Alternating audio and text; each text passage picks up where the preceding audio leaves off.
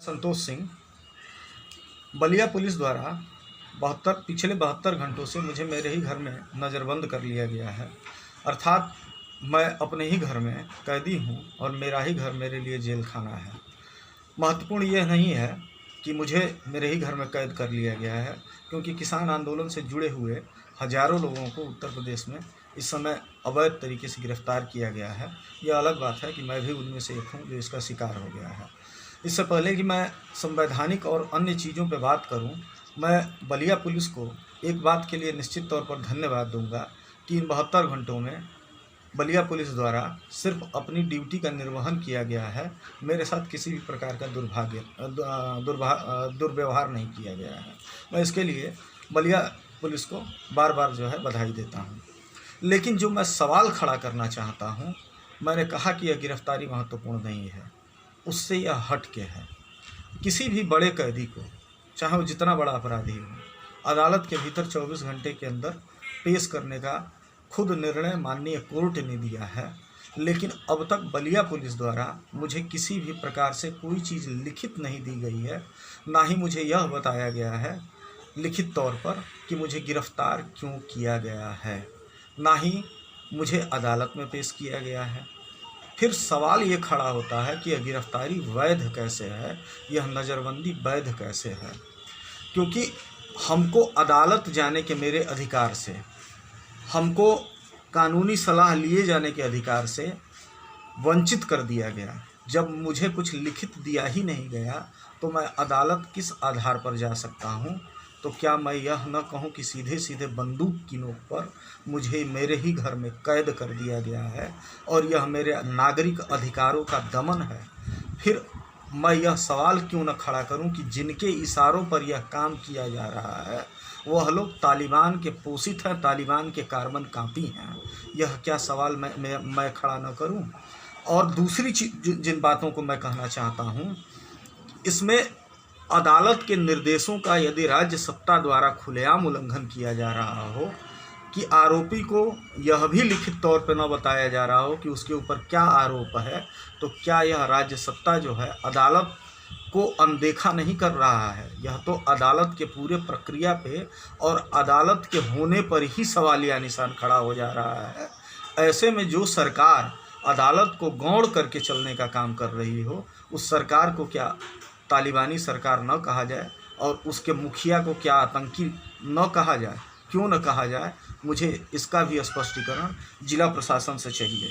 दूसरी बात मैं जो कहना चाह रहा हूँ कि मुझे मौखिक तौर पर इतना अवश्य बताया गया कि किसान आंदोलन से मैं जुड़ा हुआ हूँ, इस नाते मुझे मेरे घर में हाउस अरेस्ट किया गया है, क्योंकि 16 और 18 अक्टूबर को राष्ट्रीय स्तर पर किसान आंदोलन संयुक्त किसान मोर्चा द्वारा कुछ कार्यक्रम घोषित हैं। उसको मद्देनज़र रखते हुए मुझे मेरे घर में अवैध तरीके से हिरासत में रख दिया गया है। मैं बार बार इस बात को कहूँगा कि अवैध तरीके से, क्योंकि मुझे लिखित तौर पे जिला प्रशासन द्वारा कुछ नहीं दिया गया है। मैं एक बात ये स्पष्ट आपसे करना चाहता हूँ कि अभी हाल के दिनों में कुछ वकील संगठन सुप्रीम कोर्ट गए थे और उन्होंने एक सुप्रीम कोर्ट में अर्जी लगाई थी कि जो किसान आंदोलन चल रहा है, माननीय सुप्रीम कोर्ट उसे अवैध या इलीगल घोषित करे। लेकिन सुप्रीम कोर्ट ने स्पष्ट कर दिया कि आंदोलन करना, धरना देना वैधानिक अधिकार है, नागरिक का हर नागरिक का अधिकार है और संवैधानिक दायरे में हर नागरिक आंदोलन कर सकता है।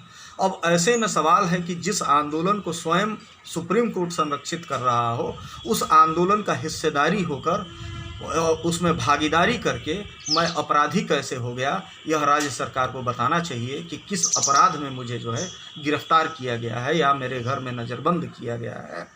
अब सुप्रीम कोर्ट के इस गाइडलाइन को, सुप्रीम कोर्ट के इस आदेश को जो राज्य सरकार अगर उल्लंघन करती है, तो फिर हम ये क्यों न कहें कि अदालत के स्वयं के होने पर ही एक सवालिया निशान खड़ा है और राज्य सरकारें इस प्रकार से अदालतों की अवहेलना करके सरकार को चलाने का काम कर रही है। उस सरकार को हम तालिबानी सरकार क्यों न कहें, और हम ये क्यों न कहें कि यह एक प्रकार से अवैधानिक तरीके से सरकार चल रही है। भले ही यह जनता के मत से निर्वाचित हो, संवैधानिक तरीके से निर्वाचित हो, लेकिन इसकी कार्यप्रणाली वह पूरी तरीके से गैर संवैधानिक कार्यप्रणाली है।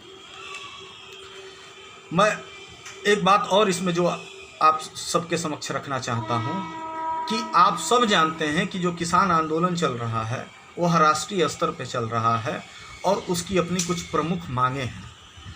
ऐसे में उन नेताओं से संवाद करने के बजाय उन दमन का रास्ता अगर राज्य सरकार अख्तियार करे तो हम ये क्यों न कहें कि यह हमारी पुलिस का अपराधीकरण करने का भी प्रयास हमारी राज्य सत्ता द्वारा किया जा रहा है। और यदि आप पुलिस का अपराधीकरण करेंगे तो निश्चित तौर पर गोरखपुर जैसी घटनाओं की बार बार पुनरावृत्ति होगी। चंद्रशेखर जी ने एक बार जो है संसद के भीतर कहा था कि बंदूक के दम पे जनता की भावनाओं को नहीं बदला जा सकता है। मैं बार बार यह आग्रह करता हूँ देश की जनता से कि वह आवाज़ उठाए और सरकार पर दबाव बनाए कि सरकार किसान प्रतिनिधियों से वार्ता करे और तत्काल यह जो देश विरोधी कानून है, मैं इसे काला कानून नहीं कहूँगा बल्कि देश विरोधी कानून कहूँगा, कि इस देश विरोधी कानून को तत्काल प्रभाव से निरस्त करे। मैं ऐसी अपील करना चाहता हूँ और मैं बार बार ये बात कहूँगा कि राज्य सरकार यह अगर सोच रही है कि वह बंदूक के दम पे जनता की भावनाओं को बदल सकती है तो ऐसा सोचना निहायत मूर्खतापूर्ण है। और निजाम जो ऐसा सोच रहा है वो निहायत मूर्ख है जो जनता की भावनाओं को बंदूक के दम पे बदलने का प्रयास कर रहा हो। अगर बंदूक के दम पे जनता की भावनाएं बदली जा सकती थी तो अंग्रेज़ फिर यहाँ से कभी नहीं गए होते और इंदिरा गांधी जो संसद के भीतर इमरजेंसी को पास करा लिया था उसको भी वापस लेने की आवश्यकता नहीं पड़ी होती। जनतांत्रिक देश के भीतर, एक लोकतांत्रिक देश के भीतर निजाम की यह जो है महत्वपूर्ण जिम्मेदारी है कि वो जनता की भावनाओं की कद्र करे। और उस कद्र करने के क्रम में मैं केंद्र की सरकार से यह कहूँगा कि किसानों की सभी मांगों को तत्काल मानकर और इस पूरे घटना चक्र में जो एक महत्वपूर्ण रूप से मैं बात को उठाना चाह रहा हूँ वो बार बार मैं मानवाधिकारों का जिक्र कर रहा हूँ। जिस प्रकार से ये अवैध गिरफ्तारियां हो रही हैं उन अवैध गिरफ्तारियों में आप ये समझिए कि मैं हाउस अरेस्ट कर लिया गया तो यह किसने सरकार को अधिकार दे दिया है कि मेरे साथ साथ वो मेरे परिवार के सदस्य, मेरी पत्नी, मेरे बच्चे, मेरी माँ, अन्य लोग जो मेरे घर के सदस्य हैं उनके भी अधिकारों का वो हनन करें। मैं आंदोलन में सम्मिलित हूँ। इस आंदोलन में सम्मिलित होने के कारण मुझे आरोपित तो बताया जा रहा है लेकिन मौखिक तौर पर बताया जा रहा है और ऐसे हजारों लोग जो गिरफ्तार किए गए हैं उनके मानवाधिकारों से राज्य सरकार पीछे क्यों हट रही है? क्योंकि कैदियों का अपना कुछ मानवाधिकार भी होता है। जब मुझे घर से बाहर निकलने पर मनाही है तो एक कैदी के रूप में मेरा जो मानवाधिकार है क्या राज्य सरकार उसका फलीभूत उसका पालन कर पाएगी? ये एक महत्वपूर्ण सवाल है जो मैं एक अलग से बात रखना चाहता हूँ, वो विपक्ष से मैं पूछना चाहता हूँ। ऐसा नहीं है कि किसान आंदोलन में सिर्फ आम जनमानस ही है। तमाम राजनीतिक दल जो हैं समय समय पर उन्होंने भी किसानों का समर्थन किया है और उनके भी छोटे कार्यकर्ता कई बार हाउस अरेस्ट हुए, कई दफ़े गिरफ्तार हुए।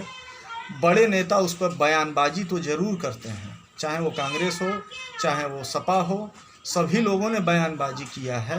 लेकिन इस पूरे घटना चक्र में जो मानवाधिकार का उल्लंघन हो रहा है उस मानवाधिकार के ऊपर ना राहुल गांधी जी ने कोई टिप्पणी किया है, ना ही अखिलेश यादव जी कोई टिप्पणी करते हैं, ना मायावती जी टिप्पणी करती हैं, ना अन्य कोई नेता करते हैं।